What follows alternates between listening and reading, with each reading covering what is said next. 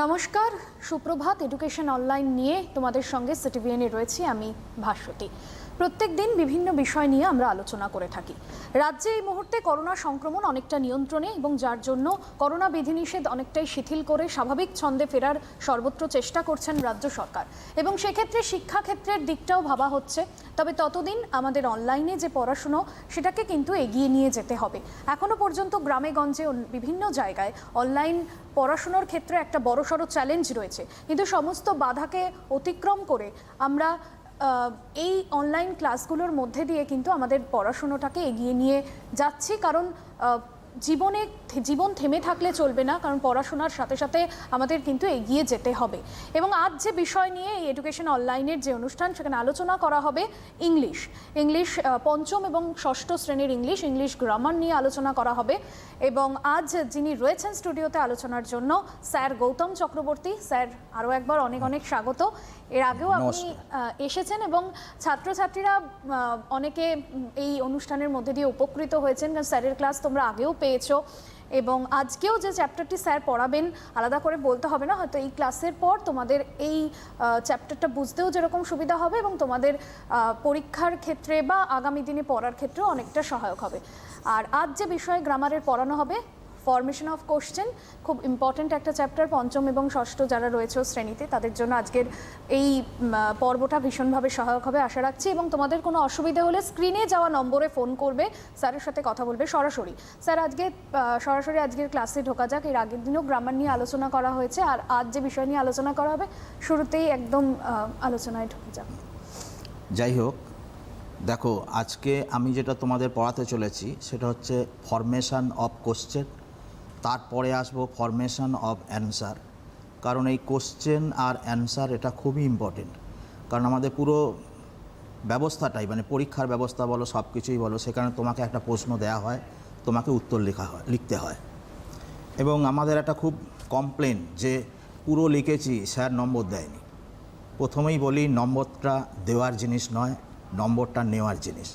ছাত্রদেরকে নম্বরটা নিতে হয়। যদি কেউ সঠিক উত্তর লিখতে পারো, সেক্ষেত্রে তোমার নম্বর না পাওয়ার কোনো কারণ নেই।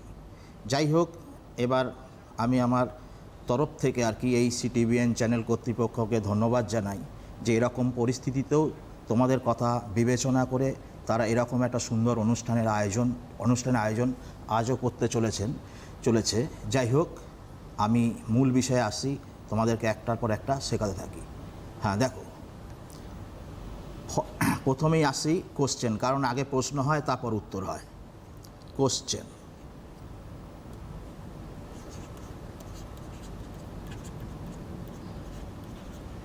কোশ্চেন হচ্ছে দুই প্রকার। একটা হচ্ছে ইয়েস নো কোশ্চেন, একটা হচ্ছে WH কোশ্চেন। ইয়েস নো কোশ্চেনের উত্তর ইয়েস বা নো, হ্যাঁ বা না দিলেই ইয়েস নো কোশ্চেনের উত্তর হয়। কিন্তু WH কোশ্চেনের উত্তর কিন্তু হ্যাঁ বা না দিয়ে হয় না। WH কোশ্চেনের একটা নির্দিষ্ট ইনফরমেশন থাকে, সেই জন্যে WH কোশ্চেনের আর একটা নাম হচ্ছে ইনফরমেটিভ কোশ্চেন।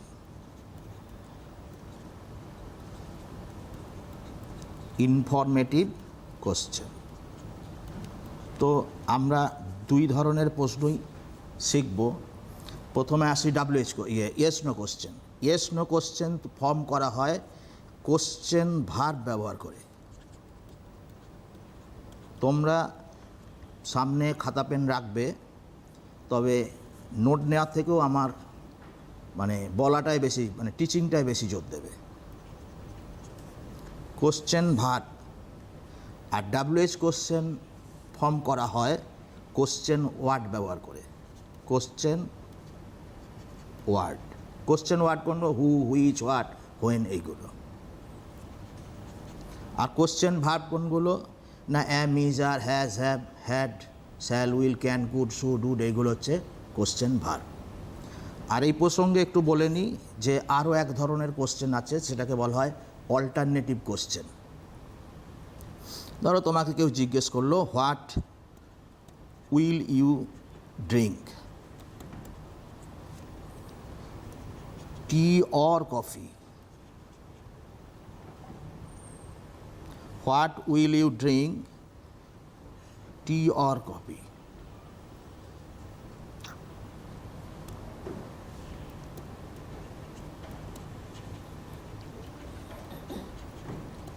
এখানে কিন্তু তুমি পেপসি বা কোকোকোলা উত্তর দিতে পারবে না, কারণ তোমাকে অল্টারনেটিভ দিয়ে দেওয়াই হয়েছে টি অর কফি, অর্থাৎ উত্তরটাকে টি বা কফির মধ্যে রাখতে হবে। I will drink tea or coffee, এটা হচ্ছে আই উইল ড্রিঙ্ক টি বা আই উইল ড্রিঙ্ক কফি। যাই হোক, যেহেতু দুটো অল্টারেশনের মধ্যে আমাকে অ্যান্সারটা দিতে হচ্ছে, সেই জন্য এটাকে বলা হয় অল্টারনেটিভ কোশ্চেন। কিন্তু আমি ভাগের সময় কিন্তু অল্টারনেটিভ কোশ্চেন ভাগ করিনি, কারণ দেখ এখানে হোয়াট দিয়ে শুরু করেছি, এটাকে আমি WH কোশ্চেনের মধ্যেই ফেলে দেবো। কেউ যদি তোমাকে কখনো জিজ্ঞেস করে অল্টারনেটিভ কোশ্চেনের ব্যাপারে, তাহলে যাতে তোমাদের জানতে সুবিধা হয় বলে আমি এটা বলে দিলাম। যাই হোক, এবার আসি কোশ্চেন ইয়েস নো কোশ্চেন ফরমেশনে, তারপর আসবো WH কোশ্চেন ফরমেশন, তারপরে কিভাবে অ্যান্সার করতে হয় দেখতে থাকো।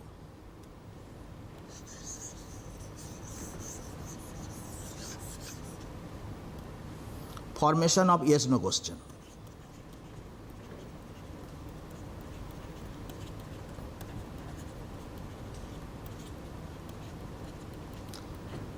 yes no question বানানোর 4টে নিয়ম আছে। 1 নম্বর, সেন্টেন্সের মধ্যে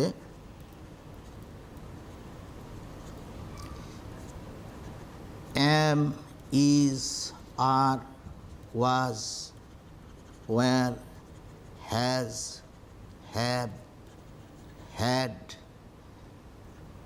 can, could, should, would, will, যাই হোক এই ধরনের ভার্বগুলো থাকলে সাবজেক্টের আগে বসালে কোশ্চেন হয়ে যাবে। আমি উদাহরণ দিয়ে বোঝাচ্ছি, দেখো, he is a good boy.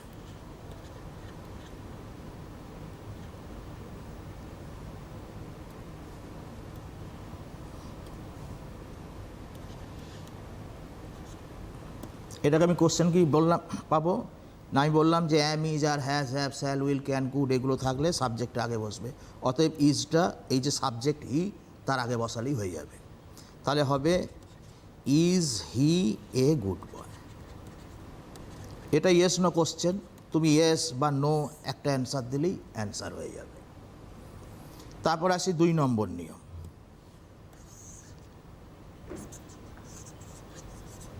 2 নম্বরে হচ্ছে সিম্পল প্রেজেন্ট টেন্সে।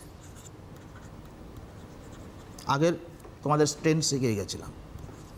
সিম্পল প্রেজেন্ট টেন্সে মানে যেটা সাবজেক্ট প্লাস বেস ভার্ব আর কি, বা বেস ভার্বের সঙ্গে এস ইএস যোগ থাকে যেখানে, সেখানে ডু ডাজ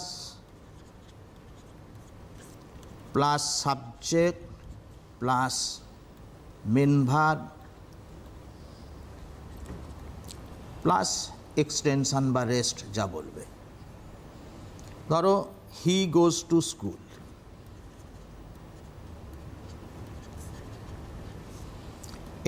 এটাকে যদি আমি ইয়েস নো কোশ্চেন ফর্ম করি তাহলে হবে does he go to school.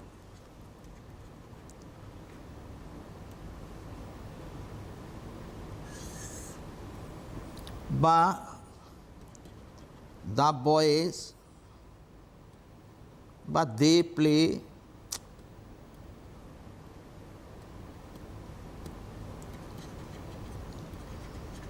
Football, they play football.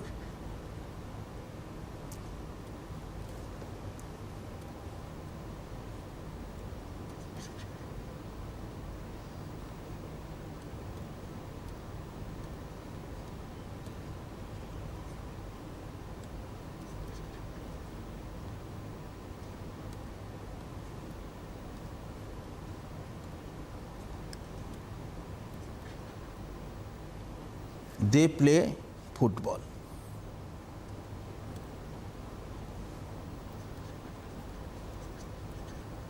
দেখো এটাকে যদি কোশ্চেনে নিয়ে যায় কি হবে, do they play football, do they play football. তাহলে এটা হয়ে গেল 2 নম্বর। তারপরে আসি 3 নম্বর নিয়মে। 3 নম্বর নিয়মটা হচ্ছে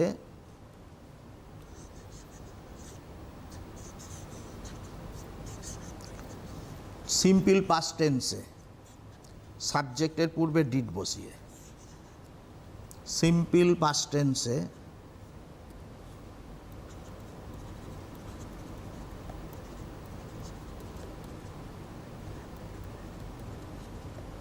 সাবজেক্টের পূর্বে ডিড বসিয়ে,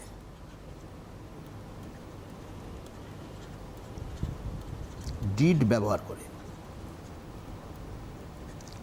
তোমাকে একটা স্ট্রাকচার করে দিচ্ছি, দেখো। Did plus subject plus verb. যখন ডিড ব্যবহার হবে তখন কিন্তু আর পাস্ট ফর্ম থাকবে না, তখন আবার ভার্বটা কিন্তু বেস ফর্মে চলে আসবে। দ্য বয়েজ প্লেড ওয়েল, তখন হয়ে যাবে, যেহেতু প্লেড এটা সিম্পল পাস্ট টেন্স, যে স্ট্রাকচার মানে did they play, did they play well. মনে রাখবে, যখনই তুমি ডিড ব্যবহার করছো তখন কিন্তু বেস ফর্মটা কিন্তু বেস ফর্মে চলে আসবে, আর পাস্ট ফর্ম থাকবে না। আর 4 নম্বর যে নিয়মটা বলেছিলাম সেটা দেখো,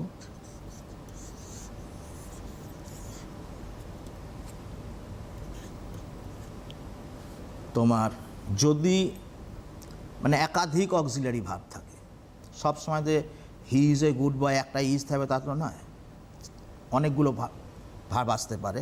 ধরো it has been raining for an hour, তখন হ্যাজ আছে বিন আছে, তখন তুমি কি করবে, সাবজেক্ট হবে হ্যাজ আনবে না হ্যাজ বিন আনবে। তো এরকম যখন হবে, অর্থাৎ যখন সাবজেক্টের পরে একাধিক ভার্ব থাকবে অক্সিলারি ভার্ব, তখন তুমি প্রথম অক্সিলারি ভার্বটাকে সাবজেক্টের আগে আনবে। একটা উদাহরণ দিয়ে দেখাচ্ছি, দেখো। They have been playing for an hour, তখন শুধু হ্যাভটাকে নিয়ে চলে আসবে। Have they been playing for an hour. অর্থাৎ যত ধরনের আমরা ইয়েস নো কোশ্চেন বানাই এই 4টে নিয়মের মধ্যেই থাকে। তো এরপরে আসবো WH কোশ্চেন বা ইনফরমেটিভ, WH কোশ্চেন বা ইনফরমেটিভ কোশ্চেনে। দেখো,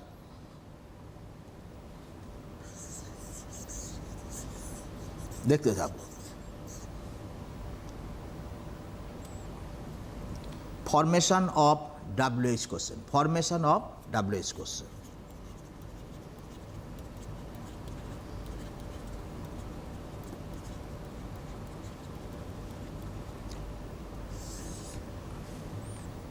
এখানে একটা বলে রেখে দিই, WH কোশ্চেনে WH ওয়ার্ড অনুযায়ী কিন্তু ইনফরমেশন হয়। অর্থাৎ প্রশ্ন থেকে যখন আমি প্রশ্নটা বানাবো, উত্তর থেকে ইনফরমেশনটা বাদ যাবে। কি কি ইনফরমেশন হয়? হু মানে হচ্ছে সাবজেক্ট ব্যক্তি, হুইচ মানে হচ্ছে ধরো কোনো বস্তু বা থিংস, হুম, হুম মানে হচ্ছে অবজেক্ট ব্যক্তি। এগুলো একটা একটা করে বোঝাচ্ছি, দেখো। ধরো হু, Rabindranath road Gitanjali,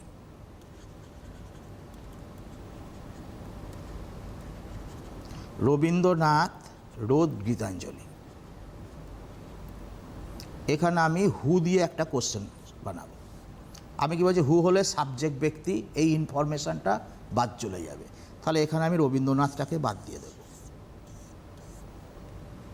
who wrote Gitanjali.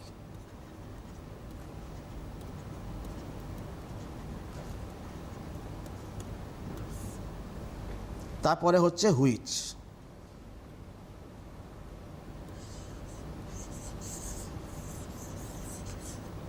হুইচে কি বললাম, বস্তু। তাহলে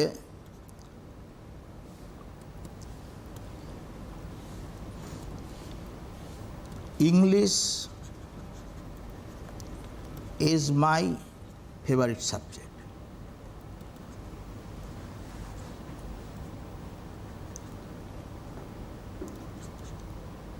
which is your favourite subject.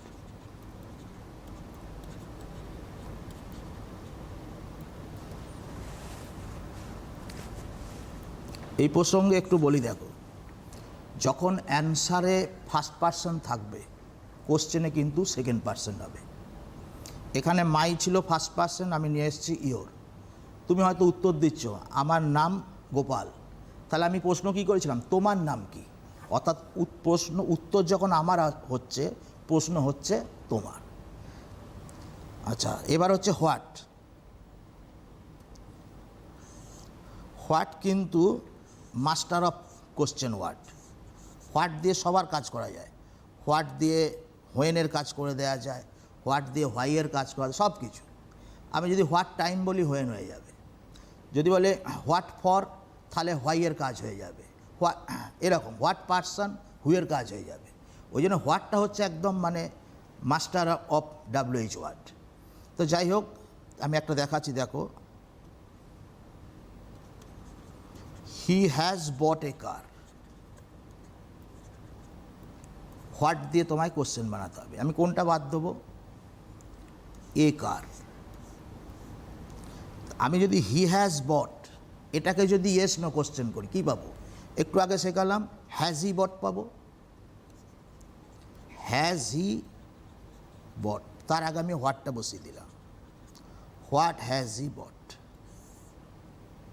When মানে হচ্ছে টাইম, অর্থাৎ হোয়েন দিয়ে থাকলে ইনফরমেশান হচ্ছে টাইম, টাইমটা বাদ চলে যাবে। মাই mother gets up at 6 AM। When, আমি কি বললাম? হোয়েন মানে টাইম, টাইমটা বাদ দিয়ে দেবো। টাইম কি আছে? অ্যাট 6 AM বাদ। তখন এটাকে এবার কোশ্চেন বানাবো। My mother gets up, simple present. কি বলেছিলাম ইয়েস নো কোশ্চেন বানানোর সময়? Does plus subject plus. তাহলে দেখো, দেখো,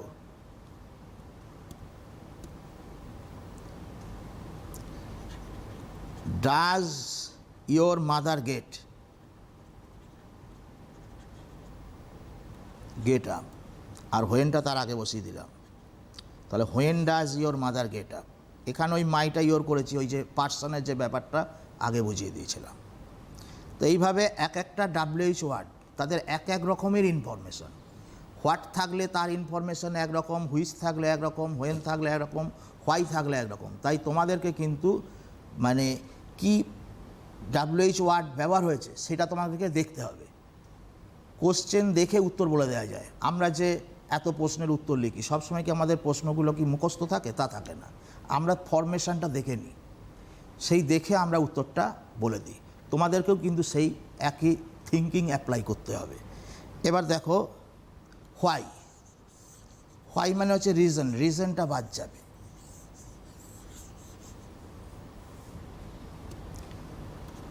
হি ওয়াজ অ্যাবসেন্ট বিকজ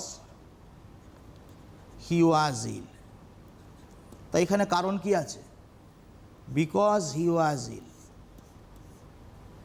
তাহলে প্রশ্ন কি হবে? Why was he absent. যখন প্রশ্ন হলো হোয়াই ওয়াজ হি অ্যাবসেন্ট, উত্তর হবে হি ওয়াজ অ্যাবসেন্ট বিকজ হি ওয়াজ ইল। এরপরে আসছি, দেখো,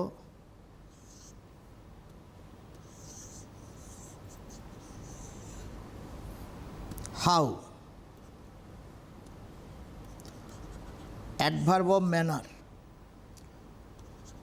সি ডান্স ওয়েল। হাউ দিয়ে প্রশ্ন বানাবো, ওয়েলটা বাদ দিয়ে দিলাম। সি ডান্সড, একে প্রশ্ন বানালে কি পাবো? Did she dance. এবার তার আগে WH ওয়ার্ড হাউটা বসিয়ে দিলাম। এইভাবে যে রকম টেন্স থাকবে সেই অনুযায়ী আমার ফরমেশনগুলো হয়ে যাবে। আবার দেখো, হাউ লং। হাউ লং মানে হচ্ছে ডিউরেশন অফ টাইম। টাইম আর ডিউরেশন অফ টাইম এক নয়। হোয়েন মানে বলেছি টাইম, আর ডিউরেশন অফ টাইম মানে কি 2 ঘন্টা, 4 ঘন্টা, 6 ঘন্টা, সকাল থেকে বিকাল থেকে, এগুলো হচ্ছে ডিউরেশন, কতক্ষণ ধরে কাজটা হচ্ছে। ধরো they spend a week at Digha, এইখানে হাউ লং, অনেক সময় হাউ লংটা দিয়ে দেবে না, শুধু হাউ দিয়ে দেবে। তোমাকে এই ডিউরেশনটা দেখে হাউ লং ধরে নিতে হবে, শুধু হাউ দিয়ে করলে হবে না। তাহলে আমি এখানে বাদ দিলাম এ উইক, তাহলে how long did they spend at Digha. উত্তরও ঠিক ওইভাবে হবে, কিন্তু যেভাবে প্রশ্নটা বানাচ্ছি একই স্কিমে উত্তরটাও বানাতে হবে। যখন আমি উত্তর শেখাবো তখন বলবো how long did they spend at Digha, how many number সংখ্যা,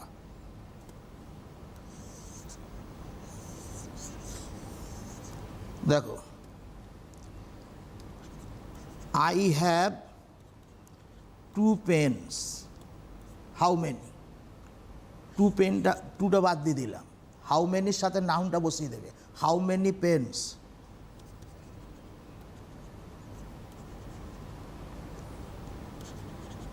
হ্যাভ ইউ, আইটা ইউ হলো।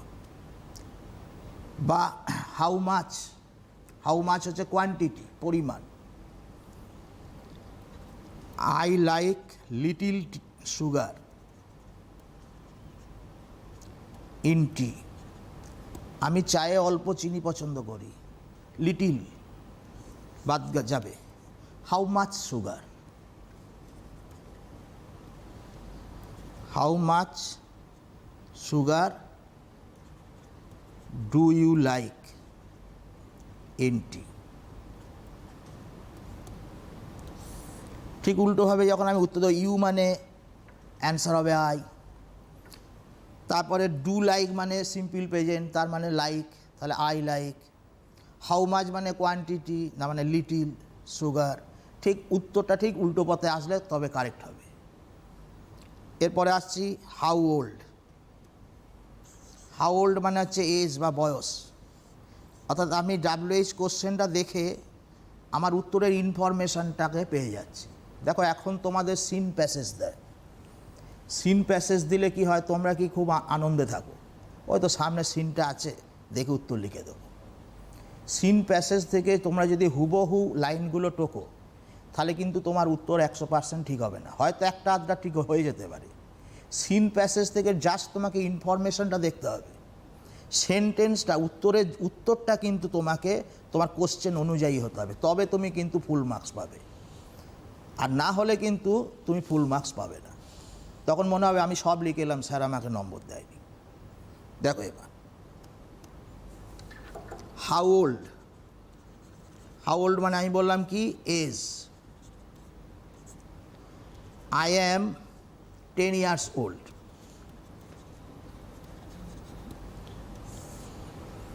তাহলে হাউ ওল্ড বসিয়ে দিলাম, হাউ ওল্ড। এরপরে দেখো আই থাকলে কি বলেছি, আই থাকলে ইউ হয়, আইয়ের সাথে অ্যাম হয়েছে, ইউর সাথে অ্যাম হবে না আর হবে, তাহলে হাউ ওল্ড আর ইউ, তখন উত্তর হয়ে যাবে আই অ্যাম 10 years old। তখন ঠিক তোমাকে এইভাবে দাও, ইউ মানে আই, আইয়ের সাথে নিশ্চয়ই আর হবে না অ্যাম, তারপরে বয়সটা বসাবে, অর্থাৎ প্রশ্ন চিনতে জানতে হবে, তাহলে তোমার উত্তর ঠিক হবে। তো যাই হোক, বিভিন্ন WH ওয়ার্ড অনুযায়ী আরও WH ওয়ার্ড আছে, হাউ ফাস্ট, হাউস ফাস্ট মানে স্পিড, দ্য রাজধানী এক্সপ্রেস রানস 120 km/h, তখন হাউ ফাস্ট ডাজ দ্য রাজধানী এক্সপ্রেস রান, তখন তোমার এই 100 এটা বাদ চলে যাবে, হাউ ফাস্ট।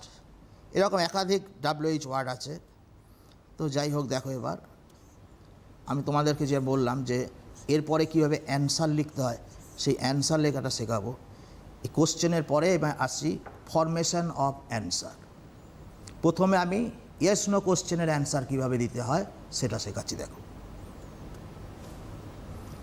অ্যান্সার,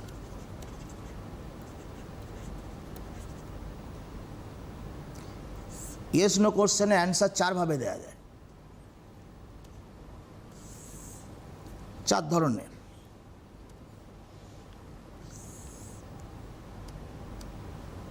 এক নম্বর, লং অ্যাফার্মেটিভ অ্যান্সার।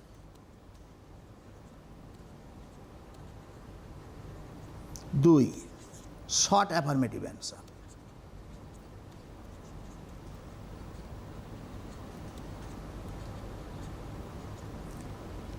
3 হচ্ছে লং নেগেটিভ অ্যান্সার।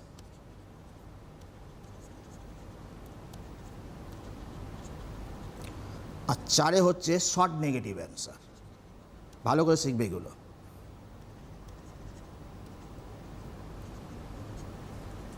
তার মধ্যেই শর্ট নেগেটিভ, শর্ট অ্যাফার্মেটিভ, এটা স্পোকেনে ইউজ হয়। কারণ আমরা যখন কেউ দাঁড়িয়ে কথা বলি, কথা বলার সময় where are you coming from hospital, yes I am coming from hospital, এত লম্বা কথা বলেন, ইয়েস আই অ্যাম। এই যে শর্টটা কীভাবে বলতে হয় সেটা আমি এখন এই অ্যান্সার কীভাবে দিতে হয় সেখানে শেখাচ্ছি। দেখো, লং অ্যাফার্মেটিভ অ্যান্সার আমি একটা কোশ্চেনের এগেনস্টে শেখাচ্ছি। হ্যাঁ,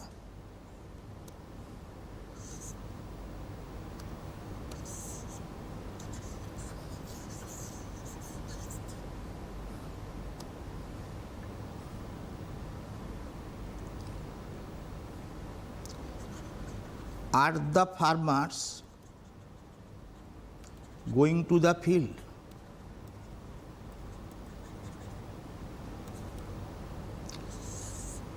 এটা যদি আমি লং অ্যাফার্মেটিভ অ্যান্সার দিই তাহলে হবে yes long affirmative, yes the farmers are going to the field.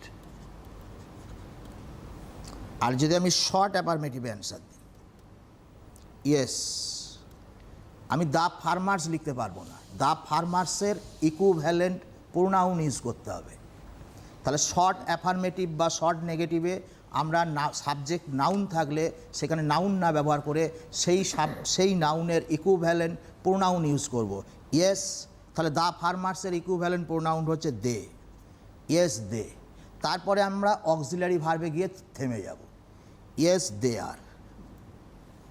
অর্থাৎ are the farmers going to the field এর লং অ্যাফার্মেটিভ অ্যান্সার হচ্ছে yes the farmers are going to the field, আর short affirmative answer হচ্ছে yes they are. এই yes they আর এটা আমরা স্পোকেনে use করি। আর long নেগেটিভে কী হবে, no the farmers are not going to the field. আর লং শর্ট নেগেটিভে হবে নো, দ্য ফার্মার্স লেখা যাবে না, দে লিখতে হবে। দেটা কোত্থেকে আসছে আগে বলে দিয়েছি, দে। তারপরে অক্সিলারি ভার্ব বসালাম আর, নট, এটা কন্ট্রাকশন ইউজ করবে, শুনতে ভালো লাগবে, মানে শর্ট ফর্ম, নো দে আর্নট। অর্থাৎ আমরা যখন স্পোকেনে বলবো তখন আমরা এরমভাবে বলবো। লেখার ক্ষেত্রে তুমি long affirmative long negative use করতে পারো, কিন্তু স্পিকিংয়ের লংটা স্যার চলে না। টেলিফোনে কেউ রয়েছেন, কথা বলে নেব। কে বলছো, কোথা থেকে বলছো? আমি অর্থমিত্র বলছি লন্ডন থেকে। আচ্ছা, তুমি কি জানতে চাও? স্যার, আমার এই ফিউচার পারফেক্ট কন্টিনিউয়াস টেন্সটা একটু প্রবলেম হচ্ছে, কনফিউশন আছে, এবং ওর ইন্টারোগেটিভটা আপনি একটু ডিসকাস করে দেন তাহলে ভালো। কি সিম্পল? তোমার প্রশ্নটা আরেকবার বলো। আমার ফিউচার পারফেক্ট কন্টিনিউয়াস টেন্স এবং ওটা আমার টেন্সটা একটু কনফিউশন আছে, তাছাড়া ইন্টারোগেটিভ যেটা আর কি অ্যাড করাচ্ছেন ওইটা আর কি একটু যদি দেখিয়ে দেন ফিউচার পারফেক্ট কন্টিনিউয়াস এবং ওর ইন্টারোগেটিভ পার্টটা, তাহলে আমার একটু সুবিধা। ঠিক, আচ্ছা, তুমি দেখতে থাকো, অবশ্যই তোমার উত্তর পেয়ে যাবে। অনেক ধন্যবাদ ফোন করার জন্য। ঠিক আছে, একটা উদাহরণ দিয়ে দেখা যাক। ফিউচার পারফেক্ট,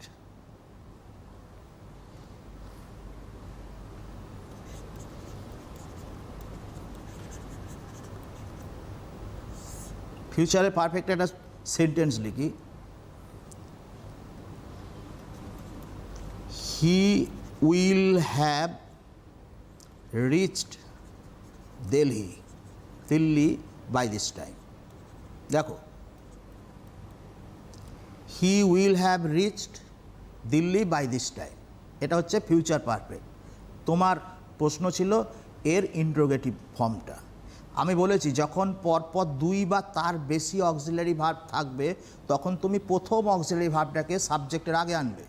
ইট মিনস এখানে দেখো একটা উইল আছে, একটা হ্যাভ আছে, তুমি উইলটাকে জাস্ট আগে নিয়ে আসো। তাহলে will he have reached Delhi by this time, will he have reached Delhi by this time, ঠিক আছে। আর যেটা কন্টিনিউয়াস টেন্স বললে, কন্টিনিউয়াস টেন্সটা হচ্ছে, আমি একটা উদাহরণ দিয়ে বোঝাচ্ছি। দেখো,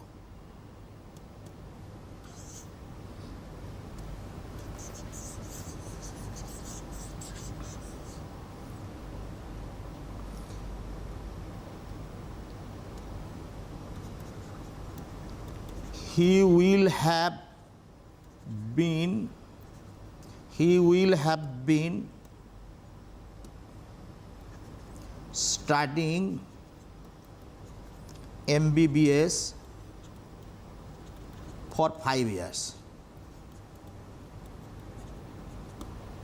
He will have been reading MBBS for 5 years. দেখো, এখানেও একই ব্যাপার, পরপর তিনটে রয়েছে, উইল হ্যাভ বিন। আমি প্রথমেই বলেছি যে প্রথমটা সাবজেক্টের আগে আসবে। তাহলে will he have been studying MBBS for 5 years, ঠিক আছে। তুমি তোমার উত্তর পেয়ে গেছো। এবার আমি আমার পুরনো জায়গায় আসছি। দেখো, যেটা ফরমেশন অফ কোশ্চেন শেখাচ্ছিলাম, একটা উদাহরণ দিয়ে দেখিয়ে দিয়েছি, অন্য আর একটা উদাহরণ দিয়ে দেখাচ্ছি। টেন্স অনুযায়ী হবে।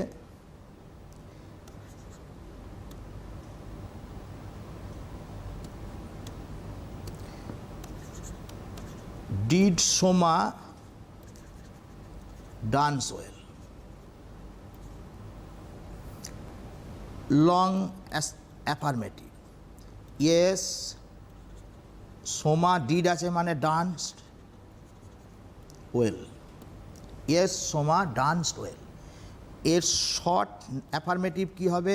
ইয়েস, সোমা ব্যবহার করতে পারবো না, বলেছি ইকুইভ্যালেন্ট প্রোনাউন, তাহলে সি, ইয়েস সি। এবার কিন্তু ডান্সড নয়, ডিড। আমি বলেছি অক্সিলারি ভার্ব আনতে হবে, সিম্পল পাস্টের অক্সিলারি যে ডিড, ইয়েস সি ডিড। অর্থাৎ যখন এরমভাবে প্রশ্ন করা হবে আমরা এটা স্পোকেনে ইউজ করব। যাই হোক, তারপর দেখো লং নেগেটিভ যেটা হবে, no Soma did not dance well. এর আবার শর্ট নেগেটিভ হবে নো সি ডিডেন্ট। এটা শর্ট ফর্ম ইউজ করবে, নো সি ডিডেন্ট। তাহলে তোমাদেরকে ইয়েস নো কোশ্চেনগুলোর কীভাবে অ্যান্সার দেবে সেটা মোটামুটি বোঝানো গেল। এবার আসছি WH কোশ্চেনগুলোর অ্যান্সার কীভাবে দেবে। এটা প্রশ্ন যেমন হবে সেইভাবেই দেবে, তবু একটু বলে দিই। দেখো,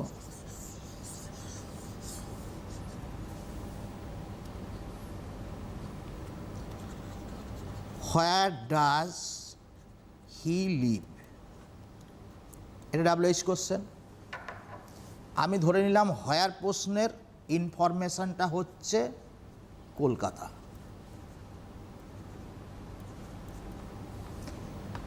আমি প্রথমে সাবজেক্ট লিখব হি। কি টেন্স আছে এটা? সিম্পল প্রেজেন্ট, কারণ ডাজ। তাহলে ডাজ লিভ মানে লিভস, হি লিভস। এবার ইন কলকাতা। তুমি যদি লেখা বলো হি লিভড ইন কলকাতা তাহলে হবে না, কিন্তু যেমন টেন্স তেমন অ্যান্সার। এই জায়গাটা ছাত্রদের ভুল হয়।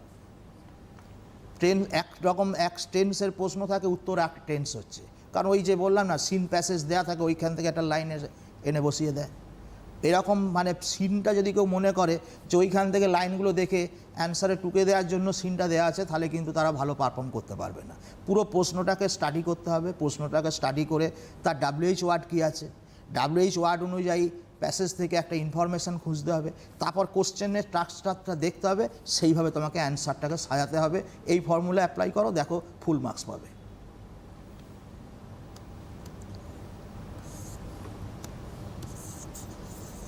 আরও একটা প্রশ্ন দেখি।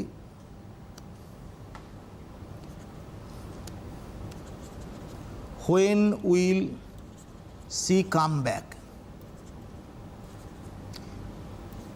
আমি ধরে নিলাম অ্যান্সার হচ্ছে সানডে। হোয়েন প্রশ্নের উত্তর সানডে। তাহলে এই সাবজেক্ট সি, এটা সিম্পল ফিউচারের প্রশ্ন। উইল কাম ব্যাক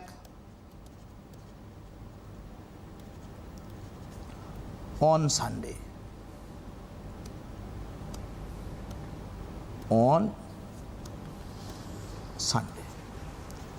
এরমভাবে প্র্যাকটিস করতে থাকো, তাহলে দেখো উত্তরগুলো ঠিক হবে। অর্থাৎ ভালো করে প্রশ্নটাকে স্টাডি করো।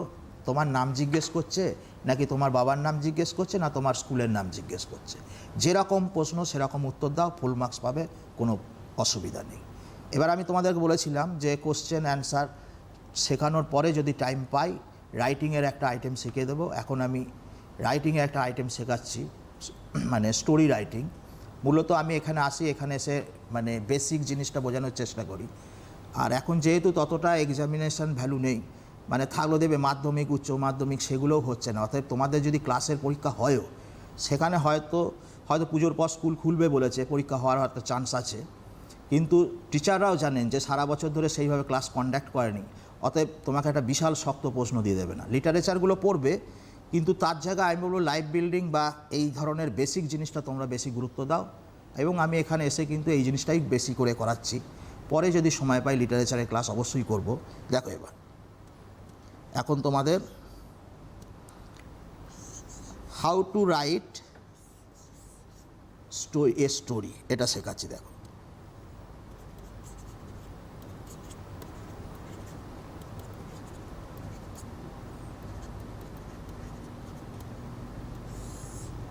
স্টোরি রাইটিং মোটামুটি তোমাদের 5 থেকে আরম্ভ করে ক্লাস 11 পর্যন্ত আছে, 12 নেই, 11 পর্যন্ত প্রত্যেকটা ক্লাসের সিলেবাসে স্টোরি রাইটিং আছে। প্রথমে একটা হেডিং দেবে, হেডিং লেখো 1 নম্বরে। হেডিং লেখারও নিয়ম আছে, একটা লিখলাম করলে হয় না। হয় তুমি পুরোটা ক্যাপিটালে লিখে দাও, দ্য গ্রিডি ডগ, আর এমনি জেনারেলি যে যতটা সাইজ হয় তোমার লেখা হাতের লেখার, তার থেকে একটু ডবল বা বড় করে লিখলে, আর একটু বোল্ড করে লিখবে যাতে ওইটা হাইলাইট হয়। এই একটা নিয়ম আছে। আর তা না হলে প্রত্যেকটা ওয়ার্ডের ফার্স্ট লেটারটা ক্যাপিটাল হবে। দ্য গ্রিডি ডগ, আমরা খাতা দেখতে গিয়ে দেখেছি এরকমভাবে লেখা থাকে, দ্য গ্রিডি ডগ। টাইটেল লেখার টাইটেলটাই ভুল। হয়তো বলো আমি সব লিখে এসেছি, আমি প্রথমেই খাতা দেখতে গিয়ে যখনই দেখলাম টাইটেলটাই ভুল, আমার তোমার প্রতি ইমপ্রেশনটা খারাপ হয়ে গেল যে টাইটেল লিখতে জানে না, সে আর গল্পকে লিখবে। তাহলে টাইটেল লেখার ক্ষেত্রে আমি বলে দিলাম যে তুমি সবকটা ক্যাপিটালে লেখো, আর তা না হলে প্রতি ওয়ার্ডের ফার্স্ট লেটারটা ক্যাপিটালে লেখো। হ্যাঁ, তুমি এখানে আর্টিকেল, প্রিপোজিশন আর অ্যান্ড, বাট এরকম মানে ওয়ার্ডগুলোকে অ্যাভয়েড করতে পারো। সেই জন্য আমি বলবো তুমি একটা স্ট্যান্ড নাও, পুরোটাই ক্যাপিটালে লেখো। টাইটেল লেখার সময় পুরোটা ক্যাপিটালে লেখো। তারপরে দেখো স্টোরি রাইটিংয়ে হিন্টস দেয়া থাকে। 2,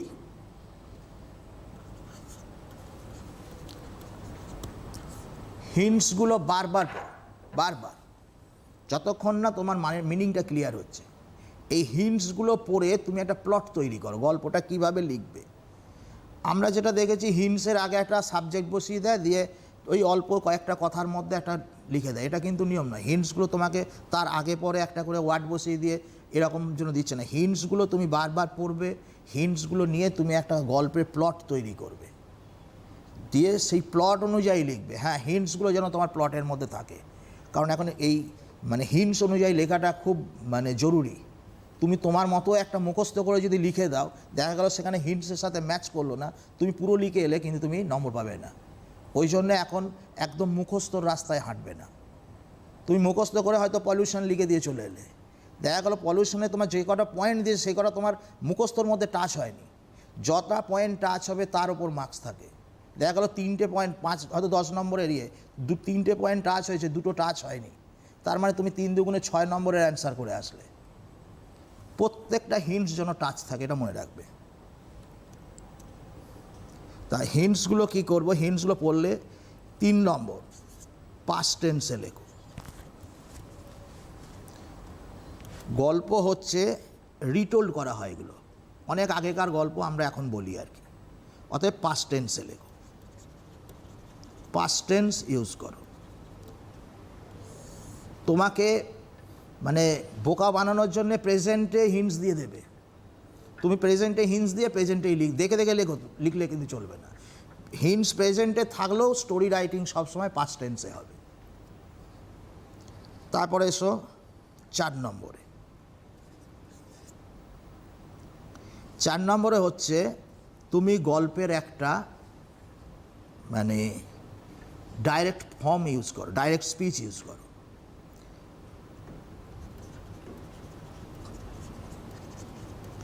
ডাইরেক্ট স্পিচ ইউজ করলে কি হবে, গল্পটা স্ট্যান্ডার্ড হবে। অন্ততপক্ষে যেন 2-3টে ডাইরেক্ট স্পিচ থাকেই। মানে আমি যেটা বলছি, তুমি 10-এ 10, এখন কিন্তু ইংলিশও কিন্তু স্কোরিং সাবজেক্ট, সেখানে 100-এ 98, 99, 100 চলে আসছে। অতএব নিশ্চয়ই তাহলে সেখানে 10-এ 10 দিচ্ছে। 10-এ 10 লিটারেচারে পাওয়া কিন্তু অত সোজা নয়, মানে এতটুকুও ভুল থাকা চলবে না।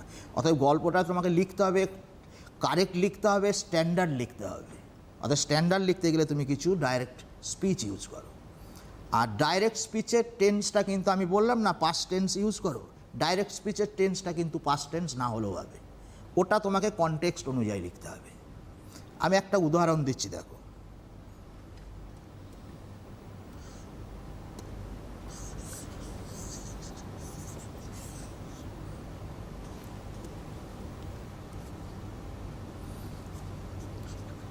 The farmer said that there were lots of eggs in the belly of the goose. এটা আছে, তুমি এটা কিন্তু আমি ইনডাইরেক্টে লিখলাম। তুমি ডাইরেক্টে কীভাবে লিখবে, দ্য ফার্মার সেড বা থট কমা দিয়ে দিলে, ইনডাইরেক্টের মধ্যে লিখলে there are lots of egg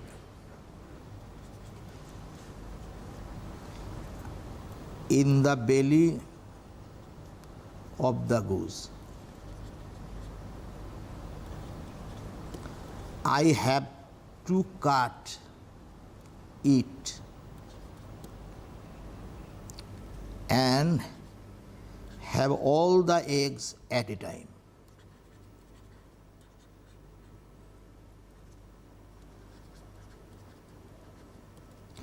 এইভাবে তুমি ডাইরেক্ট স্পিচ ইউজ করলে তোমার গল্পটা স্ট্যান্ডার্ড হবে। তারপরে আসি,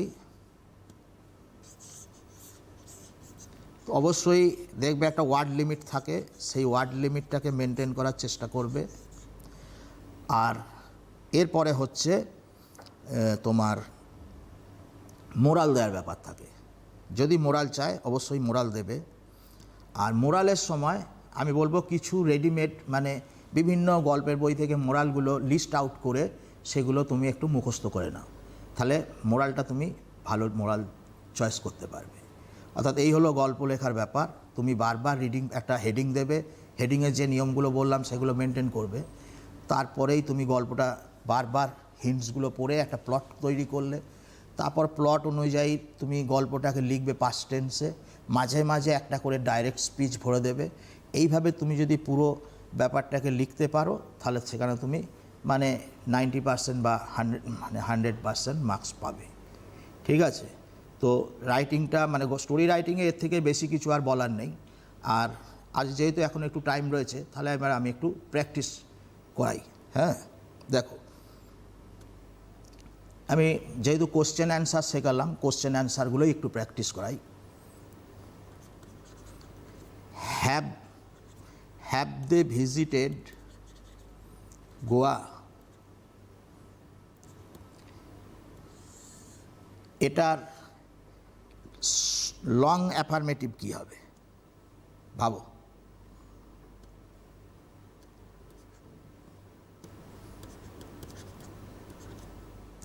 এখানে যেহেতু প্রোনাউন দেয়াই আছে, অতএব আমাকে আর মাথা ঘামাতে হবে না যে ওই নাউন থাকলে যেমন সেই নাউনের ইকুইভ্যালেন্ট প্রোনাউন কি সেটা মাথা ঘামিয়ে বার করতে হতো, ওর দরকার নেই। তাহলে yes they have visited Goa. আর শর্ট অ্যাফার্মেটিভ কি হবে? Yes they have. Long negative কি হবে?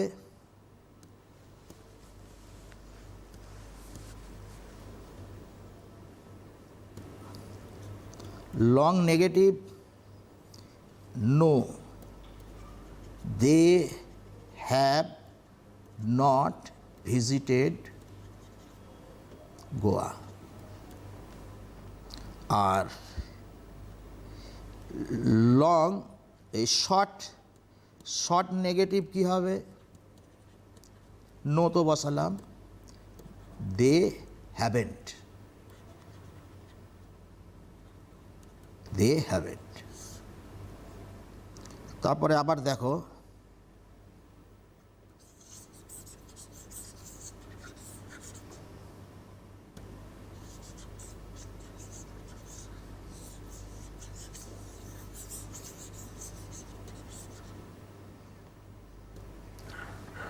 আবার একটা WH কোশ্চেনে ফিরে আসি।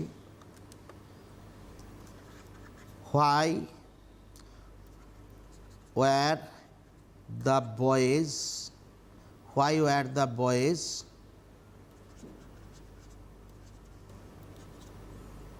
Stopping their game?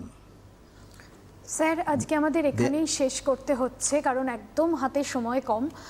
পঞ্চম ও ষষ্ঠ শ্রেণীর যাদের আজকে গ্রামারের ক্লাস স্যার নিলেন এবং পাশাপাশি রাইটিংটা, আশা করি তোমাদের বুঝতে অনেকটাই সুবিধা হয়েছে।